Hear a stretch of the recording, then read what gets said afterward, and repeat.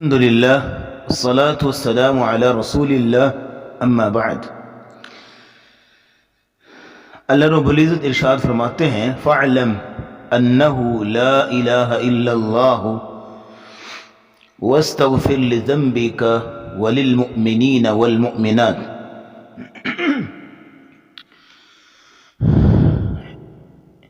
اس آیت کریمہ میں اللہ تعالیٰ نے ایک حکم ارشاد فرمایا ہے کہ فَاعْلَمْ، اس بات کو جان لو، اس بات کا فہم اور ادراک حاصل کر لو، أَنَّهُ لَا إِلَهَ إِلَّا اللَّهُ، کہ اللہ کے علاوہ کوئی معبود برحق نہیں ہے۔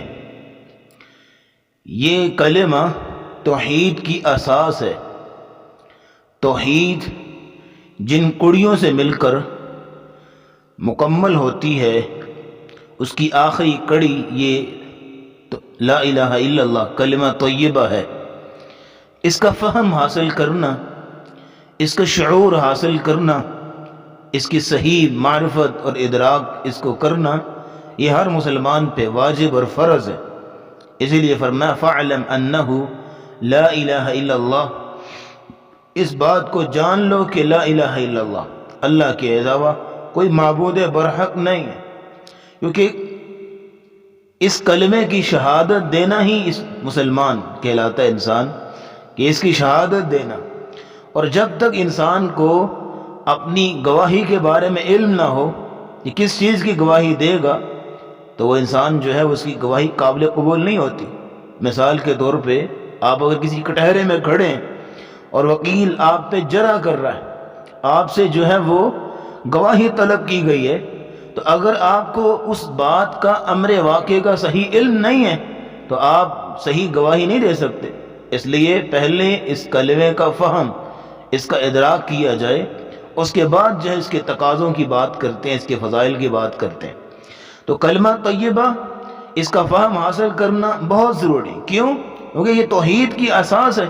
جس انسان کو اس کلمے کی معرفت نہیں ہے، اس کی توحید بڑی ڈھیلی ڈالی، بڑی کمزور ہے، اس کا عقیدہ بڑا کمزور ہے، ضعیف عقیدہ اس کا، کہ جس کو اس کلمے کی اساس کا علم نہیں ہے، جس کو اس کلمے کا صحیح فہم نہیں ہے۔ تو آج انشاءاللہ ہم اسی کلمے کے فہم پہ بات کریں گے انشاءاللہ۔ تو بات شروع کرتے ہیں کامران بھائی کہ کلمے کا جو صحیح فہم ہے اور جو حقیقی اور شرعی مفہوم ہے وہ آپ کی نظر میں کیا ہے؟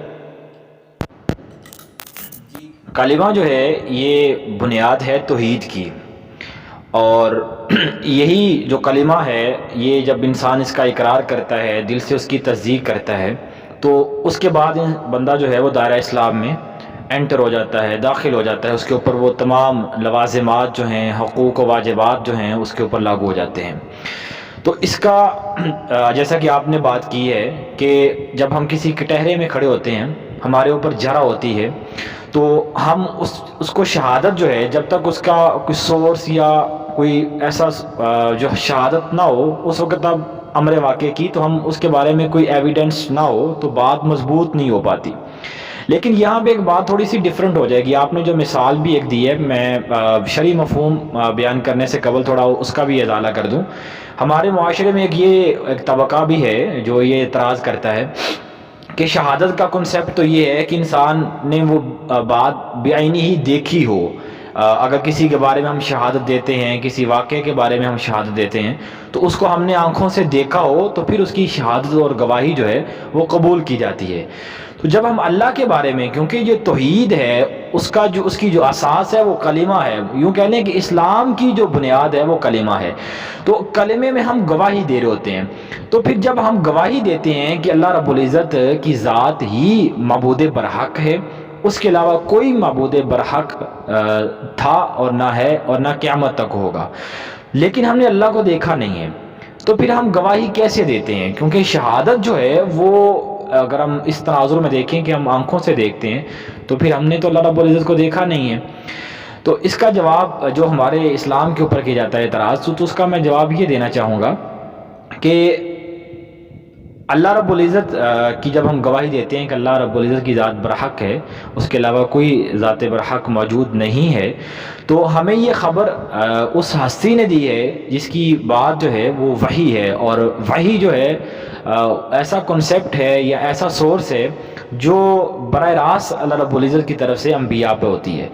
تو وہ نبی ہمیں یہ خبر دے رہا ہے کہ اللہ رب العزت کی ذات موجود ہے اور وہی خالق کائنات ہے، وہی کائنات کا نظام چلانے والی ہستی ہے.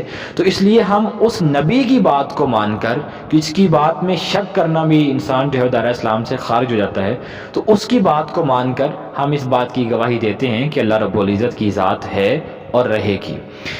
اب آتے ہیں اس کے شرعی مفہوم کی طرف کہ اس کا فہم کیوں ضروری ہے، کلمہ کا فہم کیوں ضروری ہے، جو کہ سوال بھی ہوا ہے کہ کلمے کا فہم کیوں ضروری ہے.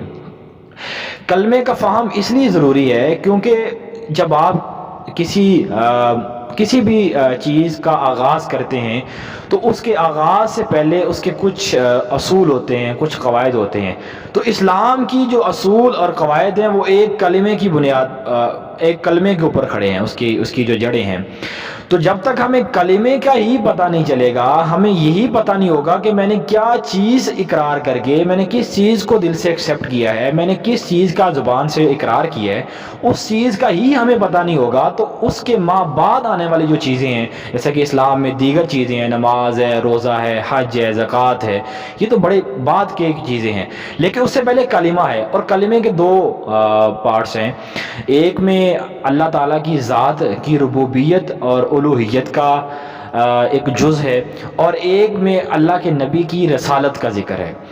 تو اب اس میں جب ہم دونوں کو ملائیں گے تو پھر یہ ایک کنسیپٹ کمپلیٹ ہوگا. اگر ہم صرف اللہ رب العزت کی الوہیت اور ربوبیت پہ بات کرتے رہیں اور رسالت معاب جو ہے وہ اس کے اوپر بات نہ کریں تو یہ جو کلمہ اس کا کنسیپٹ کمپلیٹ نہیں ہوگا.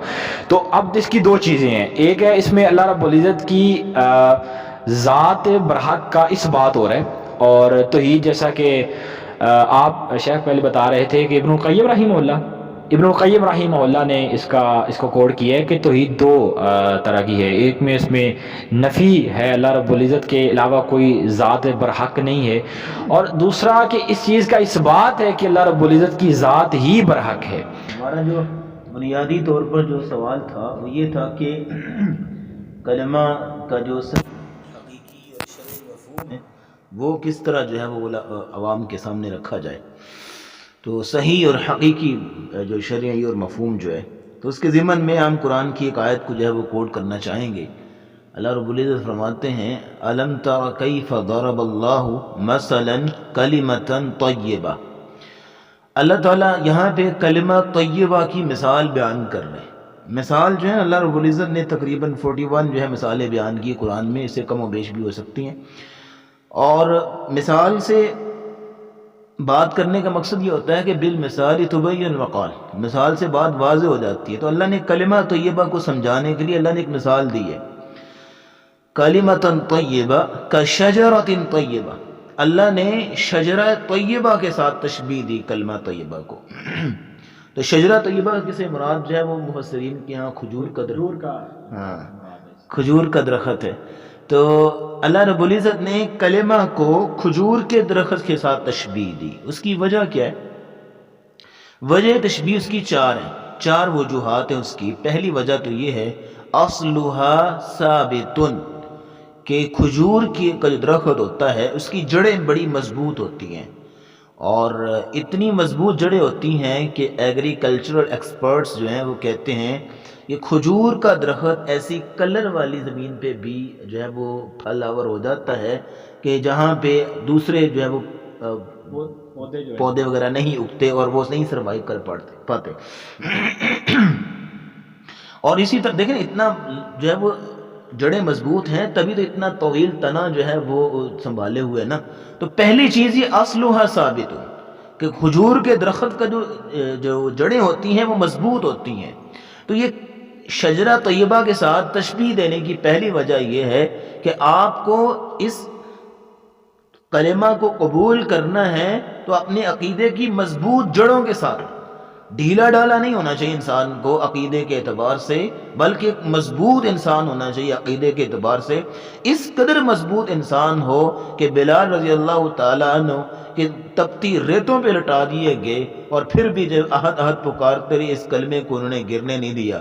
اسی طرح جو ہے وہ خبیب رضی اللہ تعالیٰ عنہ آلے جو ہے وہ یاسر کو دیکھیے، کس قدر جو ہے وہ مارے کھائیں، دنیا سے وہ جو ہے وہ چلے گئے، شہید ہو گئے، لیکن انہوں نے اس کلمے پہ آنچ نہیں آنے دی کہ یہ آج کا مسلمان کیا ہے، چند ٹکوں کے لیے یا چند لمحات کے مزے کے لیے انسان کلمے کو داؤ پہ لگا دیتا ہے، اپنی توحید کو جو ہے اس پہ کمپرومائز کر لیتا ہے۔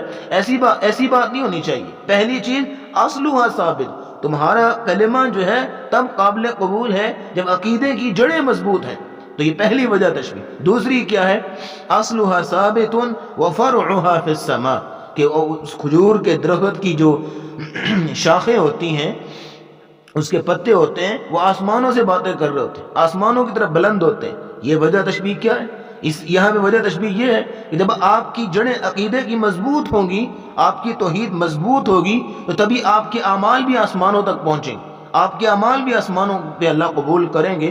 وگرنہ آپ کی نمازیں، کبھی لوگ نماز پڑھ کے باہر نکلتے ہیں، اللہ رب العزت اس کی نماز کو ایک گندی بوریاں میں ڈال کے اس کے منہ پہ مار دیتے، لے جاؤ تمہاری نماز کی ہمیں کوئی ضرورت نہیں، احسان کرنے آئے تھے۔ یعنی اس کی نماز میں وہ سیرت کا پہلو ہی نہیں ہے، اعتدال، اطمینان اور اتباع سنت کا وہ پہلو نہیں ہے کہ جو نماز جو ہے اللہ رب العزت قبول کرے۔ تو دوسری چیز یہاں کیا آتی ہے؟ وَفَرْعُهَا فِي السَّمَاء، اس کی جڑیں جو ہیں وہ، اس کی شاخیں آسمانوں کو چھو رہی ہوتی ہیں۔ تو تمہاری عقیدے کی جڑیں مضبوط ہوں گی تو اعمال بھی اللہ رب العزت قبول کریں گے۔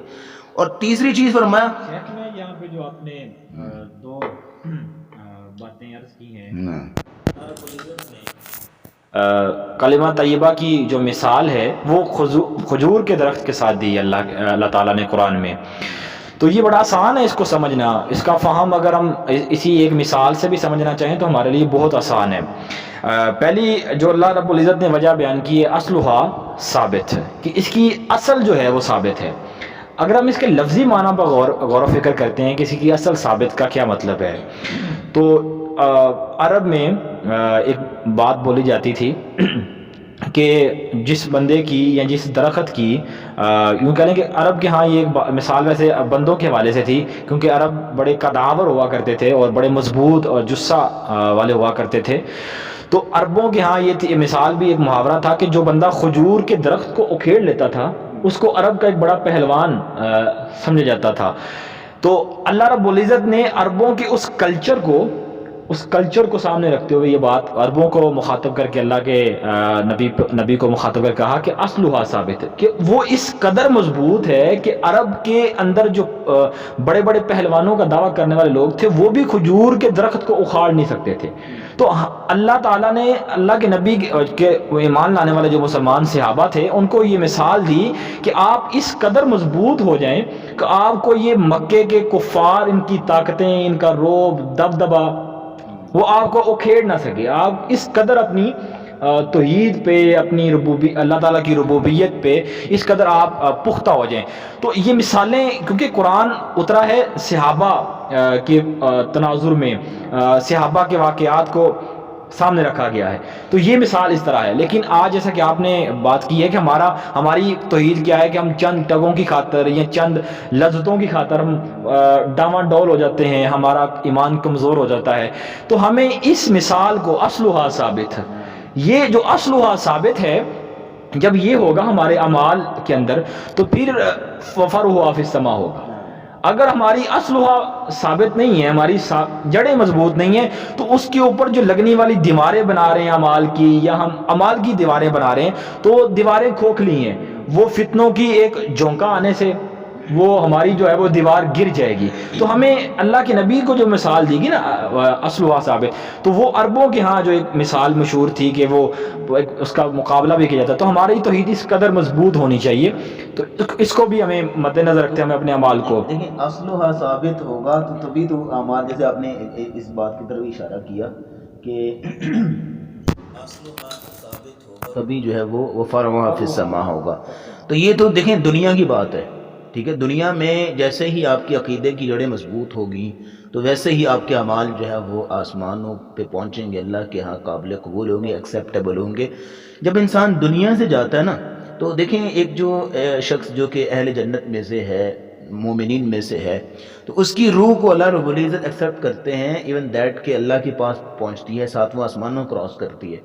تو جو مطلب یہ ہے کہ جو شخص سجین میں سے ہے، یعنی کہ وہ اہل جہنم میں سے ہے، کافر و فاجر و فاسقوں میں سے ہے، تو ان کے بارے میں تو اللہ رب العزت نے فرمایا کہ لا تفتح لهم ابواب السماء ولا يدخلون الجنة حتى يلج الجمل في سم الخياط۔ اتنی بڑی اللہ رب العزت نے بات کر دی کہ ان کی روح جو ہے مرنے کے بعد ان کی روح بھی آسمانوں تک نہیں پہنچتی، آسمان کا پہلے آسمان کا دروازہ نہیں کھلایا جاتا ان کے لیے۔ تو یہ جو بات تو ہم بات کر رہے تھے وجہ تشبیہ پہلی اصلها ثابت، دوسری وفرعها فی السماء، تمہارا عقیدہ مضبوط ہوگا تبھی تمہارے اعمال بھی ایکسیپٹیبل ہوں گے۔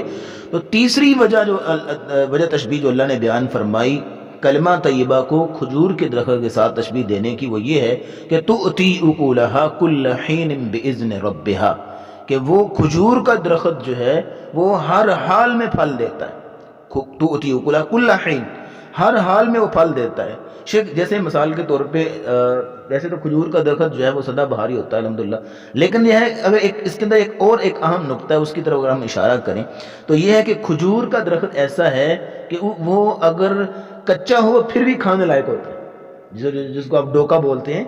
ہاں، کچا کھجور کا پھل جو کچا ہو نا پھر بھی وہ کھانے لائق ہوتا ہے، اگر پک کے تیار ہو جائے پھر تو کئی اس کی ٹائپس ہیں، آپ جو ہے وہ اجوا کھجور ہے، امبر ہے، اور کیا کہے سکری ہے، اور متعدد قسمیں کھجور کی آپ جو ہے شمار نہیں کر سکتے۔